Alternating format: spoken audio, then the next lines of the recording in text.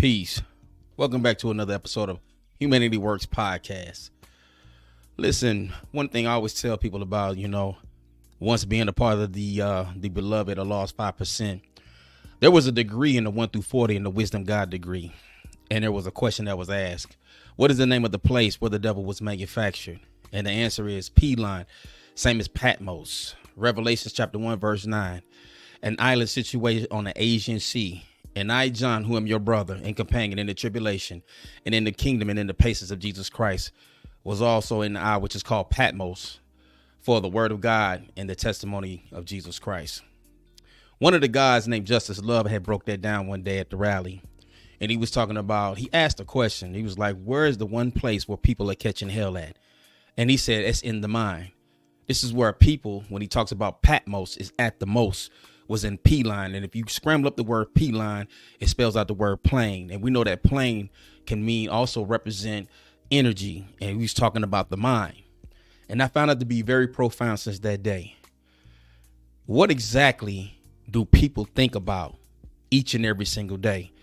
It takes a high level of discipline to calibrate your thoughts on a higher level with higher meaning, with higher intentions, with higher actions, with higher ideas, right? What triggered this episode was a couple of days ago. A well-known comedian hit the internet. And kudos to the brother, Shannon Sharpe. But everybody know what I'm talking about, which is the Cat Williams interview. Now, like everyone else, I was entertained by the interview as well. I was caught up in it. I listened to it. I didn't really take a break from it. And there was a lot of name dropping, and there was a lot of things that was said in that interview, and much of what we already probably knew. But it just amazed me how people saw this as a truth-bearing moment. This was a change of history. This was historic, and I think it's almost hitting almost 30 million views. And I got to thinking to myself, what was really said in that interview that really is going to change the condition of anybody's life? What was said in that interview, I got to thinking that how I could benefit anything that was said in that interview, how it could benefit my life. And I couldn't think of anything, which led me to believe that people really are in tune to the gossip, the spill, the tea. And I'm not saying anything. Actually, the brother didn't gossip. There was a lot of things that was confirmed to be true. However, at the end of the day, and I'm thinking to myself, when it's all said and done, what now? Now what? It is amazing. It's like the old Bible scriptures say, you will know them by the fruits that they bear. When you see a man start a vision with nothing but just a pile of dirt, and 3 or 4 years later, he has plants and trucks and employees, you can always tell what was on that man's mind, right? When you look at people's vision and what they create, you can always tell what's on that person's mind. I encourage you today to really calibrate what you entertain in your mind. Just a lot of times, especially I talk a lot about the dating scene. If I meet a young lady, I pay attention to what she listens to. I pay attention to what she watches. I pay attention to the food she eats. I pay attention to how she dresses herself. I pay attention to how she might drive the car. I pay attention to how she may treat her children, right? Because that's telling me what is in her mind. And there are a lot of people that I highly admire. You ever met those people where a lot of times you call them and they just seem like they just too busy, and they may like, hey, I'll call you back. I got something to do. And you might look at it as like, yo, they think they all that, like they don't have time to talk to me, right?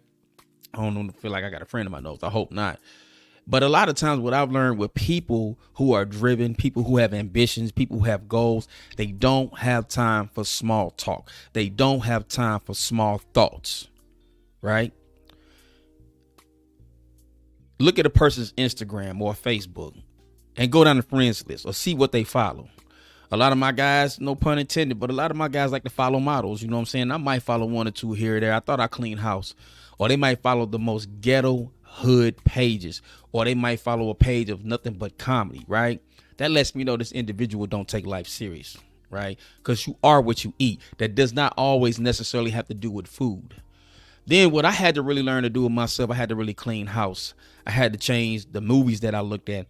I had to change the music that I listened to. I had to change the people and places that I was entertaining, right? So now when I probably followed a lot of these same pages for entertainment. And, there might be a page here I might follow for idle reasons. Every now and then we get that moment where we just want to look at some BS or be entertained. I don't mind laughing. But then it got to the point where I began to change the currency of my mind and what I thought about. So instead of following IG models, instead of following people who crack jokes and skits all day, instead of following pages that show ghetto fights, I then began to follow pages talking about tiny homes. I began to start talking about pages talking about health and diet. Shout out to Yaki Awaken. I began to start listening to pages about hiking, pages about guns, right? Here's the thing. There are a lot of constructive people who have platforms that don't have a large following, and they could be putting out some of the most critical information that one may need to know. And I got to thinking to myself, what are we really thinking about? What do you really think about? What really matters to you? How do you spend your time each and every day in your life, which is a part of economics, which is one of the 9 areas of the code written by Mr. Neely Fuller Jr. And when I saw that 30 million people tapped into this interview, I wonder how many of these people are prepared for the reset. How many people are prepared for a lot of the things that's going to happen in the world of banking and finances? How many people are actually prepared for another pandemic, another virus? How many people are actually prepared and have survival kits, sub-below zero sleeping bags, generators? For the Wi-Fi blackout that they're talking about. How many people have non-computerized cars that will still move when they hit an EMP, an electric magnetic impulse? I think that's what it's called, something like that. I think that's what that represents. But people are not in tune with higher thoughts, as I see. People love bullshit. Not everybody, but maybe one too many people. You must begin to entertain things that mean something of value. Words create worlds. Thoughts are powerful. So shall a man think and so shall a man be. This right here, the universe is created of the mind, and the mind is universal. This is the most important tool that you are operating with in your life, along with words. So what does that tell you? We are creators. You're literally creating the environments that you think about, that you speak upon. You're creating these environments. A lot of times, man, I see a lot of brothers I lose to the streets. And what do they think about all the time? They thought about hitting the clubs. They thought about where the hoes was at. They thought about decking out the car, hitting the mall. They did things that put them in a small circumference of life, and they never really grew and understood the totality that there's a large world out there. But then they go to places where it puts their life in danger, and now they're deceased because they ran into another hostile individual or another individual that thinks just like them. That world is death. That world is darkness. It's not real in the real world. And so when I look at constructive things, people are bored with information. People are bored with something that can actually impact their life. It takes a lot of patience to sit there and tell you about how you can change your life because it's boring. It's not entertaining. That's why a lot of my people don't even read books. But everything that you think is everything that you're going to manifest in your everyday life and world. And it's just so small. Listen, people know me. You can't call me with small talk. Somebody call me, be like, hey, what you doing? I'm like, nothing. How you doing today? Well, nothing. I'm about to watch Tubi. Click. I'll holler at you later. Or, hey, what you got going on today? Everybody over here, we about to go kick it. You know what I'm saying? We about to do this and jam on. I say, you know what? I'll holler at you later. I don't even pick up the phone and entertain bland, monotonous conversations talking about nothing. I go nowhere that does not serve a purpose that gets me closer to my goal. I do not hang with anybody I don't call anybody a close friend or a brother who can't help me to get closer to what I'm trying to achieve in life or who's smarter than me. I stay on the phone with people who's smarter than me. Why? Because the way that I think is that I want to grow and I want to learn in life to be a better individual. So everything that I think of, everything I begin to manifest. And when I begin to speak these affirmations out early in the morning, I'm starting to draw people getting me closer to my goal. It's just that serious. I can sit around and complain all day long about what I don't have in my life. Bob Marley said, when you complain, you're saying prayers to the devil. I can sit around all day and look at a situation and respond the same way, but the response comes from here first. The body is going to obey every frequency that the mind gives to it. So it's a frequency. Are you operating on a high frequency? Or are you operating on a low frequency? Whatever dominates your mind, it will soon be in life. You can't run from who you really are. And that's the beautiful thing about the mind and its power. When you look at individuals who have created things, people who are innovative, people who have impacted life with something that we can all use to solve a problem. Or, the young lady who figured out ways of using, I think it was nanocells or nanobites or something. I could be saying it wrong. I'm not medically inclined, but she figured out a way to cure cancer. That, to me, ladies and gentlemen, is what I call an elite mind, or a person who can actually say, you know what, that don't sound right to me. Let me research this for myself. You have people who know how to retain information that can present it to the people. That is an elite mind. Or people that you see go off the scene. They don't say much. They don't speak much. But when you see them, they've always grown and they have something to offer. They've solved the problem. They've self-improved. They became better or changed the situation than where they was at in life prior. And these are people that you must admire. Let your thoughts be high. Pick and choose the words that you speak. Train and discipline your mind to stay focused on things that matter. Things that matter, right? We're talking about things that matter. Matter is energy. Energy can't be destroyed and energy cannot be created. It's always existed. So when they say mind over matter, you literally control the matter in your environment with words and thoughts. That's not rocket science. That's just simply knowing and understanding your human existence. If you're in a bad situation, you need to really examine, what do you think about? What's on your mind? If you're in a good situation, you stay there and you continue to grow and self-improve and get better in ways of innovating. I had a conversation with the owner of the company that I work for one day, and he was just talking about, when he's away from the job, when he goes on YouTube, he doesn't watch anything about women shaking ass. He doesn't watch anything docile. He watches innovative things, how to operate equipment, how to repair certain things, new and innovative things that's coming in life. Or I have a great friend of mine, very, very intelligent young lady, Miss Lynette, diva girl, Florida, Pensacola, P-Cola, shout out. And she was talking about how she stays up on top of financial things going on within the world. When she goes on YouTube and she does a click, and then all of a sudden you watch this video and it takes you down this rabbit hole. And all of a sudden, all these videos started popping up. So while everybody is stuck on one trend, she said she's followed a particular demographic of people to know what's coming down the pipe. So now she's ahead of the curve because in her mind, what feeds her thoughts is wanting to be financially sustainable and understand finances much better. So she's in tune with certain things and she draws it back to herself. Whatever you're in tune with, if it's not solving problems, it's a problem. Whatever you're in tune with, if it's not self-improving you, it's a waste of time. And also, thoughts curtail so much. Friends, family, you must always be thinking on a higher level. Too many of my people in this system have been trained to be docile, silly, stupid, dumb, primitive, terroristic, trashy, and tacky. That must change. Why? Because of what you feed your mind. And you know what? I tell people all the time, this must start young. It must start young to cultivate our minds. And how do you cultivate a young mind? You start to ask them questions, but ask them questions, give them a little bit of a struggle. Don't embrace mediocrity. When you see little June walking around hitting on people, oh, that boy's so bad, that's not cute. Or when little mama walking around here twerking, as we seen the little girl talking about, that's not cute. So who put that idea in that child's mind? And now they begin to grow up and develop a certain way. It's called thought patterns or a thought process to where they say, you know what, I'm greeted with this part of life.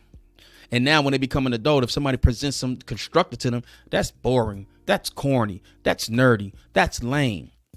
We got to start with the babies because the babies are the greatest.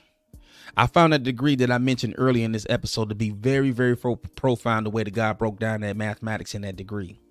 And, in the nation, as we always build, wisdom that adds, adding to God is power. Is born. Is born. Excuse me. So what we want to talk about, is birthing a new mindset, right? And you can break that down however you want to, but birthing a new mindset. And you can start that right now, this very minute. Change your mind, you change your life. If you free your mind, your ass will follow. Trust me on this. I suggest the first thing that you need to do is do like your cell phone. When you got the cell phone and it's acting up, do a complete reset mentally. Wipe everything out clean and start anew. Take on new thoughts, take on new hobbies. Look, go and look at new places that you can go that you never journeyed before. It starts right here in the mind. And I promise you, when you change your mind and you put them on higher thoughts, you will begin to change the actual reality of your life. Now, one thing that I must keep in complete context and understand, the system of white supremacy still stands. So we have to understand that there's a level of understanding that must be understood while you are trying to progress in life, so you don't become disappointed, so you don't get frustrated. But this is still an everyday thing that you should wake up is to counter and solve problems so we can produce a system of justice. Love starts in the home. How you raise your children is the one thing. See, understand this. Raising a child is not the same as providing for a child. More people are providing for a child than raising a child. What that means is, you see a little 5-year-old boy, he be decked out in Gucci and Prada and Jordans, but he has nothing here. You're providing for the child. You're not raising the child. Let's just start getting our children on a higher level of thoughts. Instead of buying them toys for Christmas or for their birthday, give them something to where they can put their mind to use. Give them Legos, give them coloring books, give them kitty books, give them things to where they can exercise and actually move the body while putting things together. Take them to the science center, take them to museums and trips. You have to calibrate that young mind to cultivate a great thinking individual who's going to be impacting our society as they become older. You know what that old commercial say? What's in your wallet? I'm asking you right now, what's in your mind? What do you think about? Because everything that you think about creates the very life that you're living right now. So while everybody tuned in to listen to something that really was not going to change the condition or quality in anybody's life, you chose, that lets me know 30 million people chose to tap in to entertainment and something that they just feed to.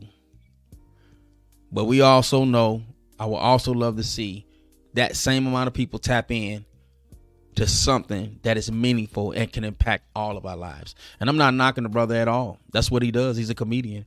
And shout out, like I said, the brother, he hit them views. So, YouTube got to pay that man. Advertisers got to pay him. So that's a win-win situation, regardless of how much the dollar amount is. Don't really matter to me.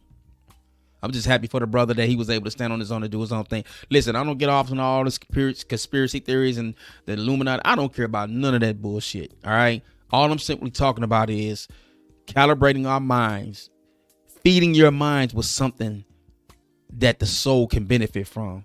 I think Yaki Waken said, don't feed the taste, feed the soul. The same thing can apply mentally. Feed the soul, feed the mind. Read books, extend your vocabulary and your verbiage, right? And listen, I'm not telling you anything you don't know. I just want to refresh and understand that, listen, change your mind, you change your life. Yes, sir. This is the place where we bring it sexy back to the everyday hardworking men who impact your life within close proximity. We want to rise above this madness, which is called black culture. And check it out. Check it out. Humanity Works merch coming soon, y'all. Oh, yeah. Hoodies, T-shirts, mouthpieces for football players. No, I'm just joking. All right, man. So, yeah, shout out with my girl Shelly with the hands is on top of that. I appreciate you. One of the dope hairstylists here in Atlanta. Hey, like, share, and subscribe. Tell a friend to come on in. And listen, real soon, I will be starting another platform. I'm going to dedicate that a little bit more to fatherhood. It's going to be an acquired taste, so be on the lookout for that. And like I said, merch coming soon. The book is almost done. I shouldn't have really even said that. I shouldn't even announce that. But I'm working, man. Aside from my everyday 9 to 5, I'm really working to grow this platform, but actually getting to the point to where I'm doing work in the community. So I'm spreading myself a little bit thin, but hey, this is my passion. This is what I love to do. And it can't just stop with talking. It's got to be some action done. But I got a plan.